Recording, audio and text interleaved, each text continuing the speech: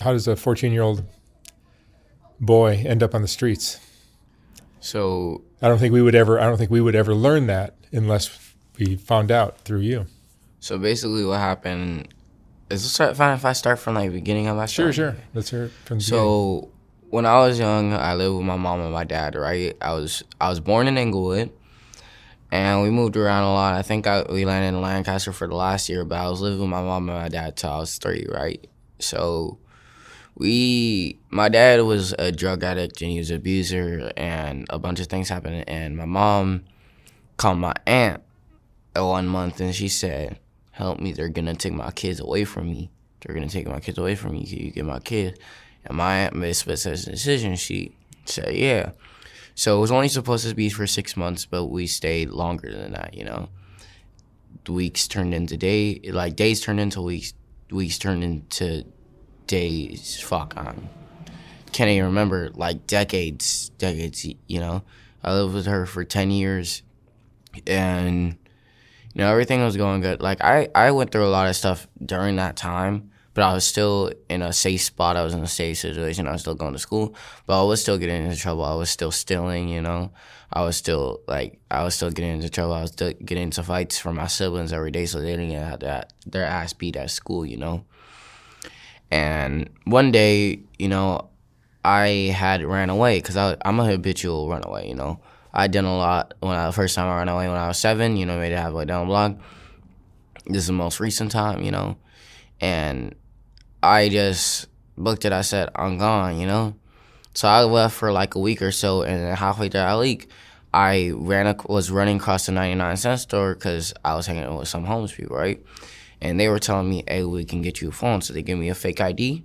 They told me memorize the numbers, everything on it. They told me to tell them there was a problem with Social Security number.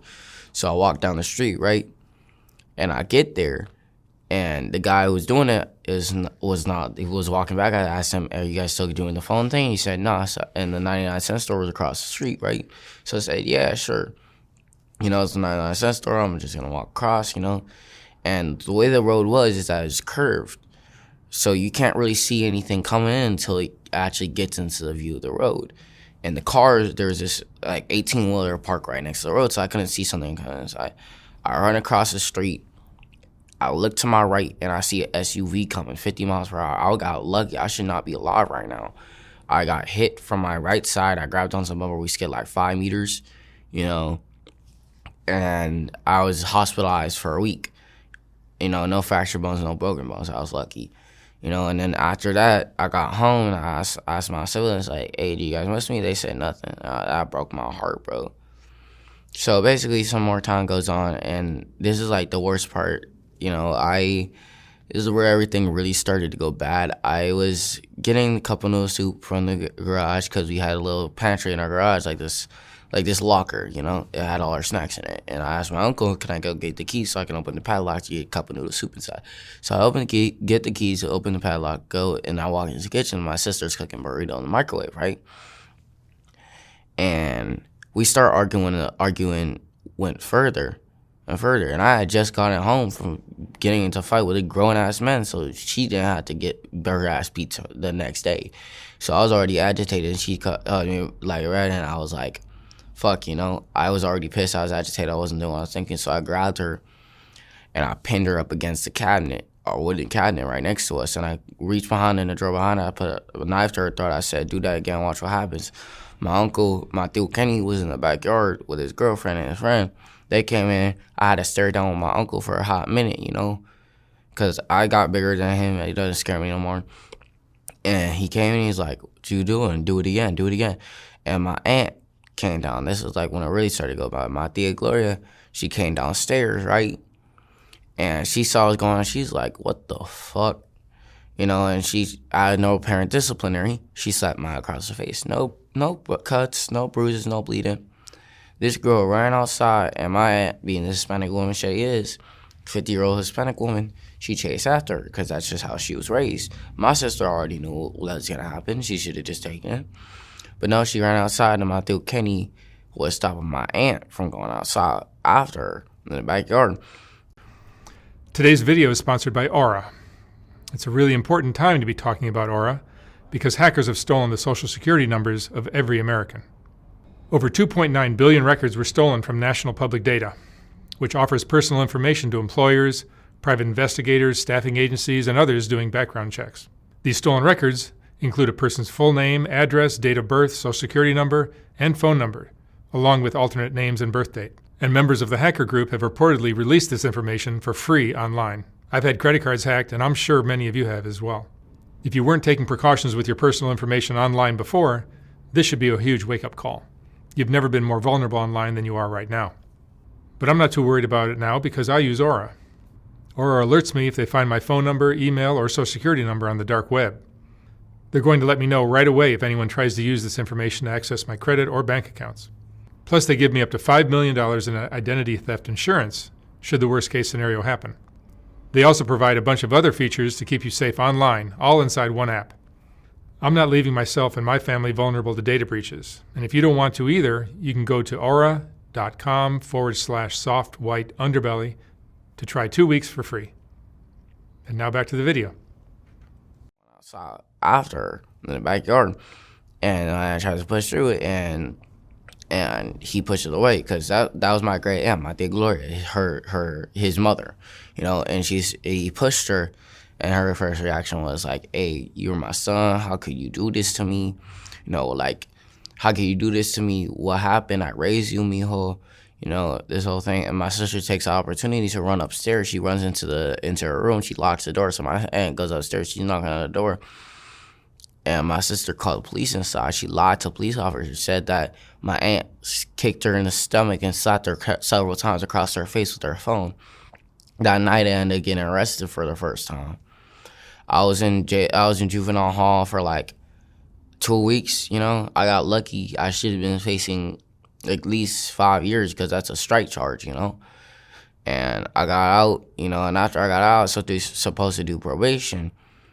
And I got out of probation. I did everything I needed to do. Then it came the drug abuse classes. So I went to this place in Lancaster, right?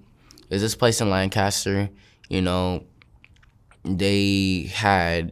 it's just like a residential treatment center. It's like a rehab, And I remember getting pissed on the kids there, and I went up to one of their windows on the outside, because you can go on the windows for the rooms on the outside, and I hit it once, bam. Hit it twice, bam. Hit it a third time, it broke, shattered everywhere. I fucked up my hand up trying to do that.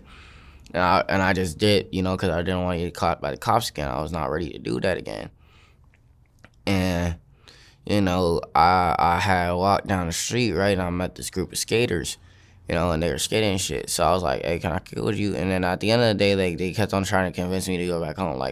When I run away, a person trying to tell me to go back home is one thing, but when they start trying to force me to go back home, it's a whole different level. So I was like, "Y'all walking from the balance," I go to this open field, and there's these guys taking photographers. I said, "Hey, can I get a ride?" Because I was trying to go to LA, And they said, and there's this train, Metrolink, comes roaring by. And I was like, "Oh, shit." I was like, "Can you ride on those?" They said, "Yeah." They said, "Put a student ticket." So I walked down the train tracks all the way to get there. And I said, "Hey, I was just looking for the train, trying to go to LA, can I get a student ticket?"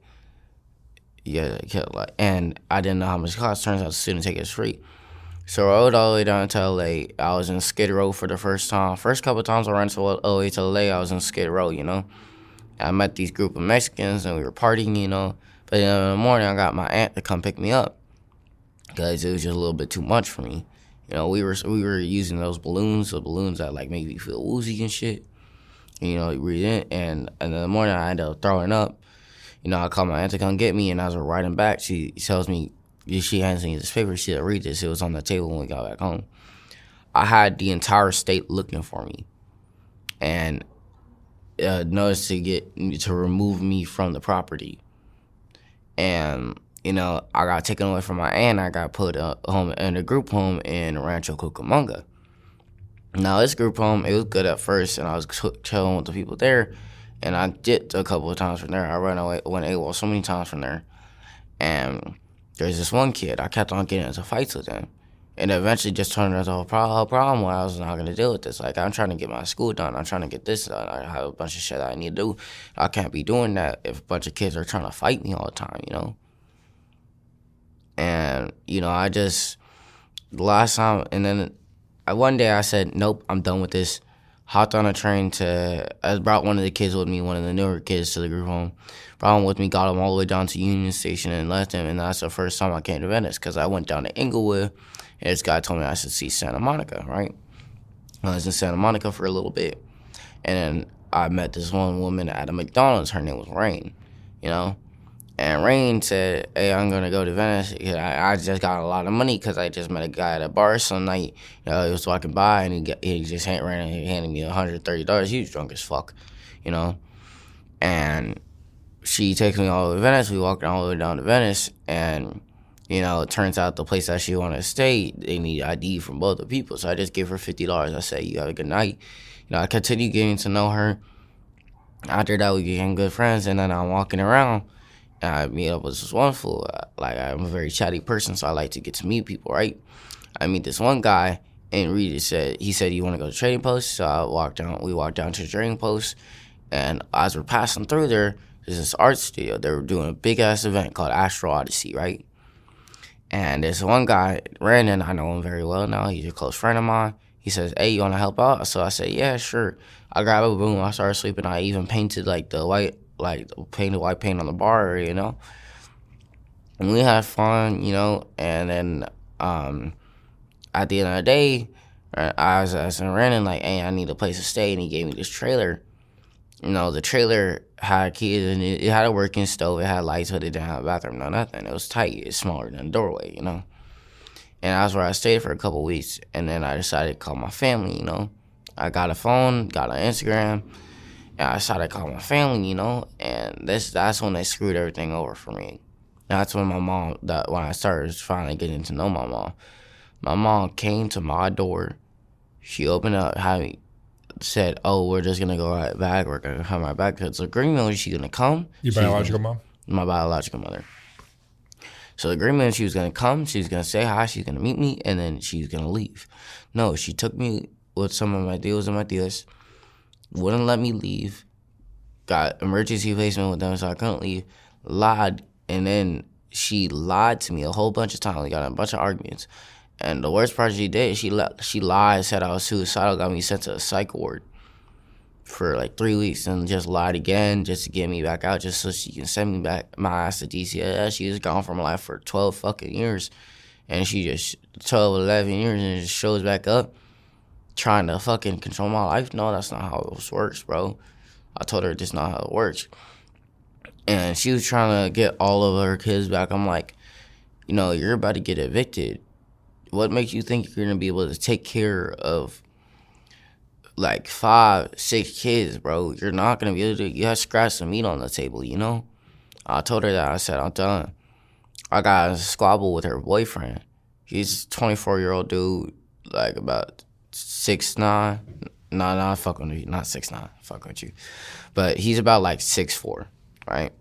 Got a squabble with him. Police came, everything. And after that, like, I just been running around. I got locked up a bunch more times. I've been locked up 5 times since then, you know. And I lost 3 people this year. 2 of those people died in my arms, you know. I had a couple of homies that I lost, you know. And then I left. I went with a group home in Rialto, right? This is the best group home I've been through since then, right? And it was good for a week. And then one of the homies over there said, hey, we finna go to Utah. You want to come? So I was like, all right, I'm down. So we get to Venice, because I want to show everyone in Venice first. And he just leaves my ass, you know, he did. So I was like, all right, I know people here, he doesn't, you know. So I stayed in Venice, and I got to meet Daisy, you know. And Daisy, she's a wonderful woman, you know. She's a good person. She took me under her wing. We're about to get housing, you know. She's going to adopt me, or I'm going to get emancipated. Yeah, you want to get emancipated. Yeah. Said. And I just want to, you know, have a life. That's all I want. I share my things with everybody. All I ask people for in turn is respect. There are 3 things that are important in this world. Is respect, trust, and family. 4th is money, if you take it that far. You know, I learned that the hard way. I grew up through some sinister things, bro. I saw a murder scene last year, bro. Like it's that bad, and you know, like I'm just trying to make it through, but I try to see the beauty in things of what happens in this life, because if you don't take the time to make your situation better, what are you even there for, you know? If I get caught, I don't want to go back and say, oh, I didn't do just running around, fucking around the entire time. I want to come back and say, I accomplished something. I did something. When I see someone rolling down the street in a nice-ass car, I don't look at them and say, oh, they had nice things. I look at it and say, that's me. That's what I'm going to be in the future. I want to be driving that car right there, having that nice-ass house, you know? I started skating. I learned to skate in Venice now about 3-4 weeks in now. I took a break, you know, and I just got good. Now I can go up, go down, hit a 180, you know, just a lot of things. Are there things that you want to do with your life? I wanna be a Marine. You know, I wanna go frontlines infantry. That might be good for you. Yeah. Did you ever feel like you were loved by your family as a kid? Yeah, kinda. There were only 2 people in my family who actually loved me like that. Who's that? My tia Gloria and my tia Renee. I'm sorry? My tia Gloria and my tia Renee. My aunt and my uncle. Your aunt and your uncle. My great aunt and great uncle. You know, it's like mom's. But your mom and dad were out of the picture and they weren't really involved in your life. Most of my life, yeah. My dad, just no sign of him yet. I don't even know what his voice sounds like. My mom, she's just a complete asshole. And my sister, she doing a bunch of shit right now. She doing too much. She lying to the courts, bro.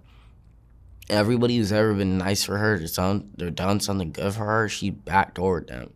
I beat my sister's ass, and I don't regret it at this point, because she kind of deserved it, because people that bought her shit, people have given their time and their date to tell her some really personal shit, and she used it against them. She backdoored me, she backdoored her entire family. She's lying to all of us, and it's only a matter of time till, you know, shit happens. My sister lies like my mom, but she ain't dumb. Okay, we're that. Are drugs a part of your life? Yeah. What do you use? I use cannabis. I use tobacco, nicotine. Sometimes, if rare occasions, I'll take DMT, shrooms, LSD. You know, I drink alcohol. Yeah, that's about it. Just only psychedelics. Psychedelics is about as worse as it gets. No crystal meth? When I was younger, I think maybe 13, 12, I tried crystal at some point, and I saw what it was doing to other people. I was like, nope, I don't want to do this. That's a good decision. School? How far did you go in school? I got it to, last time I was in school was 8th grade, the end of the 8th grade, the week before 8th grade ended last year. I should be a freshman year now, but if I don't get my shit together now, I don't get in school, then I'll be a high school dropout, you know? Yeah, you don't want that if you can avoid it. What happened that you have a scab on your mouth? So I was trying to drop in from the end of the snake run at the skate park, and I actually fell, and I twisted around, bashed my face into the fucking half pipe, and fell on my back. My tooth went through my lip. Yeah. Yeah, and I've been putting hydrogen peroxide on it to make sure the infection went down, you know. Yeah, but your life on the streets, you haven't had any squabbles? Yeah. No, I got into plenty of fights. Yeah. Right? Like the other day, someone tried to come up from me behind, you know, like a couple of days ago. He got me in the rib, and I've been getting into fights a lot. I skate, so I turned around, I went by, you know, right in the jaw. He fell to the ground, and his bitch is just standing there looking like, the fuck just happened, you know? Because I would hit him right here in the chin. There's a nerve right here. There's a nerve right here that cancels out the body. It will make you unconscious. So I hit her right there. He goes to the ground. His bitch is right behind him. She's like, what the fuck? You know? Did you go to the afterburn? No. No? Do you know what the afterburn is? I don't. So the afterburn is the after party of Burning Man. They have it every year here in Venice. And I went to their Sunday and Saturday night. You know, I was helping out, checking bags, checking gates, bumping that lowrider tank, you know. And they gave me DMT and shrooms there. And the next morning, I woke up in some random 30-year-old Mexican lady's back. I'm like, where the fuck am I? Who the fuck are you? I'm 14. You're like 33. How the fuck did I get here? No. You're living an interesting life for a 14-year-old. And in LA in general, girls, no disrespect to the women who are going to probably be watching this, but girls are thirsty as fuck out here, bro. Like, I lost my virginity in that skate park. I fucked like 30 women since then, all between the ages of 18 and 33. I'm like, how the fuck do I keep myself in this situation? So I'm like, damn, you know? And, you know, I've always had to, like, use my mind. I always had to be resourceful. You know, how I make money, I go around asking people on the boardwalk if they have cigarettes. So I see someone, like, smoking a cigarette, I ask if I have extra one. I say, like, but I don't smoke them. I say about, like, 30, 20 of them, you know? And then I sell it and make about $40 off that, you know? You just got to keep a hustle. It's always about the money. You always got to think about that. Where do you sleep, typically? I sleep, before I started sleeping in Daisy's tent, I was sleeping on the beach, you know? If not, then someone was offering me a place to stay just for the night, you know? And back about my mom, that's another thing she ruined for me. Someone's giving me a place to stay for the night. Not just for the night, like permanently. And my mom called, and she told him to call the cops, get me high so I didn't know what was going on, just so I can go back with her. You know how, like, fucked up that sounds? Especially from my own mom. Like, that shit hurt. You don't want to go back to your family? Nope. Because, I mean, honest, my family is trying to tear each other apart. When this all goes to shit, I don't want to be a part of it. They're trying to get me in trouble for something that happened over, like, 20 years ago. I'm like, what the fuck, you know? I know I made mistakes that night, my sister, but that doesn't mean I am the reason for the downfall of this family, you know? Like, y'all did some shit before I was even born, bro. But, like, you know, the knife incident with your sister, you weren't really serious about doing anything with her. You were just... I was just agitated, you know? My brain snapped into fight mode, you know? I wasn't thinking. But you're not violent? No.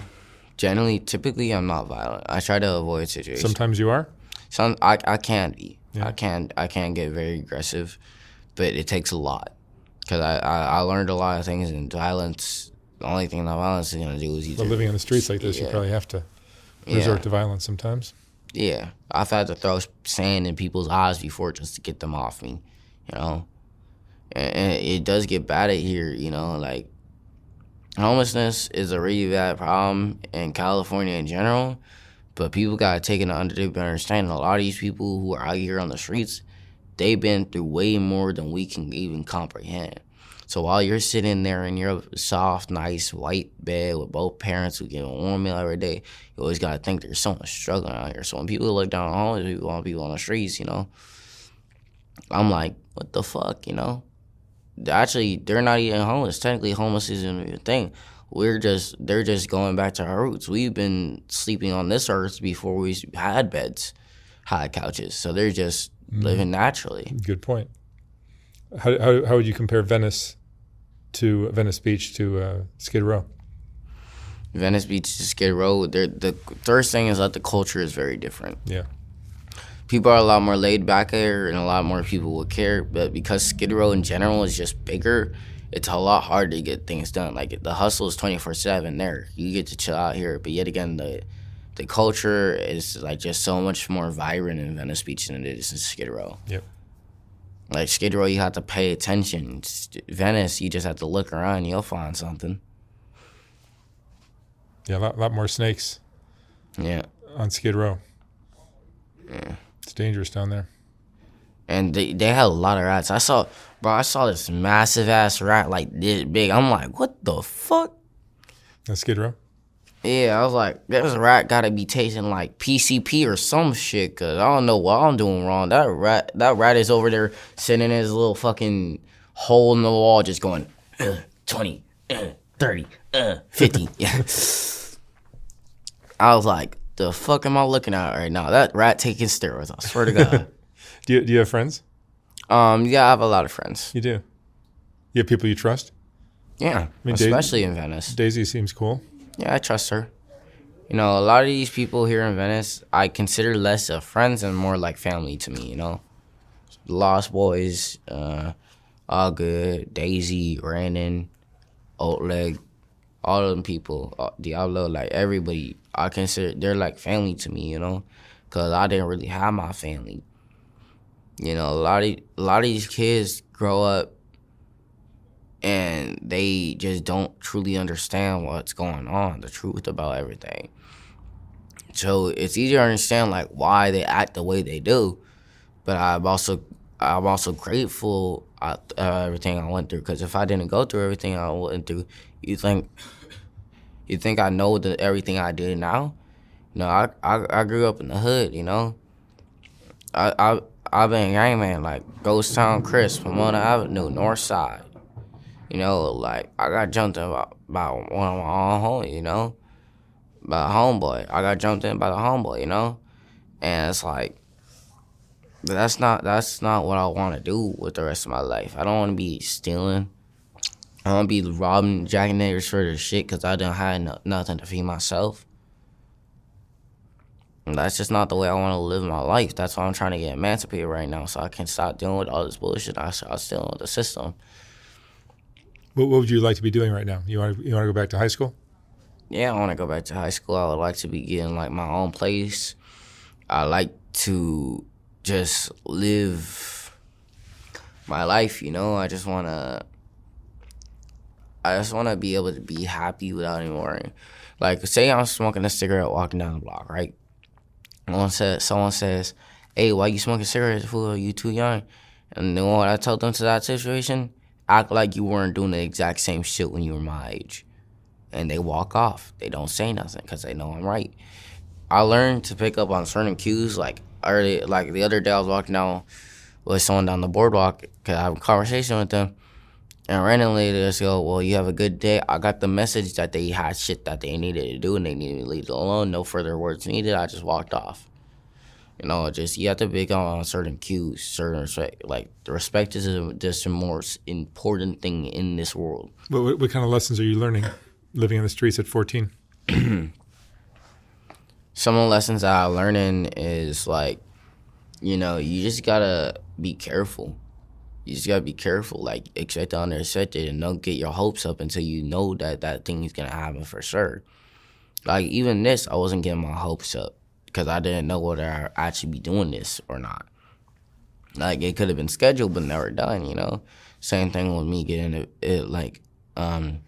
emancipated or adopted. They could just be saying that just to get my ass in a situation where I can be scooped up, sent back to that group home, you know? You don't want to go back to the group home? No, I don't want to. Like, it's a good place. You know, that group home was a good place, but it's just generally not what I want to be doing with my life, you know? I want to live a happy life. So when I'm an adult, I don't just say, "Oh, yeah, I grew up in my parents' house, this and this and that." I want to say, this and this happened to me, this happened to me, this happened to me. This is the type of person I am today. I want to look back 20 years from now and say, this is not when I was having the most fun of my life. This is when I started having fun of my life, you know? Yeah, you're living a very unusual childhood compared to most kids. And I wish, like, none kids my age my age or younger ever had to go through this shit I'm going through. I wish, bro. Like, if I could go back to when I was oblivious and young and fucking dumb as fuck and just playing on my PlayStation all day, just fucking listening to my siblings gab and fucking yap their asses off about some fucking football game or some shit. I'll do all that. I'll drop all this shit in a split second just to go back to that kind of life. Sometimes I want to travel back in time, but not to change things, just to live through things one more time, you know? Just to rethink about what happened to me, you know, my story, what I've been through. That's why I fucking love Venice, bro, because I can be myself here. I don't have to worry about no one saying shit. If anybody does, I already know what to say to them, you know? All right, Billy. Thank you so much for sharing your story. Yeah. And I hope something works out. It looks like Daisy is your best bet right now. Yeah. Right? She's kind of taking you under her wing. Yeah. Even though she's homeless.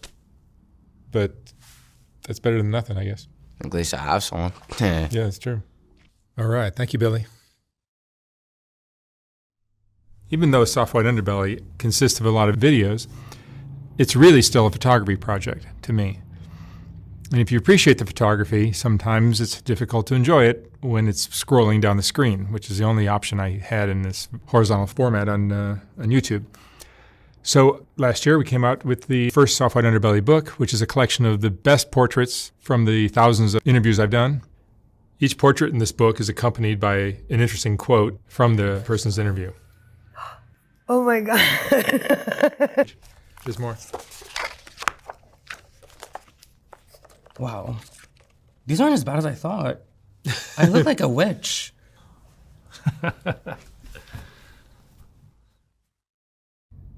I will not be reprinting this book when it sells out. So once it's gone for good. You can order yours at softwhiteunderbelly.org. $125, $150 for a signed copy. And thank you for watching.